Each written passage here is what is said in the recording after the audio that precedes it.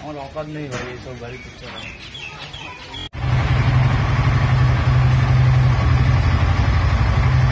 Hello दोस्तों, ये R15 version 3 में सामने का शॉकर में हम गोल्डन रैप करेंगे। और आप मेरे चैनल में नए हो तो मेरे चैनल को सब्सक्राइब कर लो और बेल आइकन दबा दो, और मेरे वीडियो को आपको दोस्तों के साथ शेयर कर दो और वीडियो को एक लाइक कर दो। तो चलिए शुरू करते हैं। तो सबसे पहले इस बाइक का सामने का जो मॉडगार्ड है वो मैंने खोल दिया। खोलने के बाद ये जो गोल्डन रैप पेपर आप देख रही हो, मैं इसे चिपकाना का कोशिश कर रही हूँ इसको सामने का शॉकर में। पहले वो जो दोनों शॉकर है वो अच्छे से क्लीन कर लिया शैम्पू पानी से। उसके बाद ये रैप पेपर लेकर काट कर ये पे चिपकाने की कोशिश कर रही हूँ। इसके बाद हॉट एयर गन से इसको हीट देकर इससे चिपका देंगे हम। तो काम अभी चल रही है, आप देख रही हो। वीडियो पूरा देखो तब आप समझ जाओगे। इसको करने का कारण है, इसको करने से पहले स्टॉक वाला जो कलर था, इस गोल्डन कलर आप करेंगे तो बहुत अच्छे लगेगा।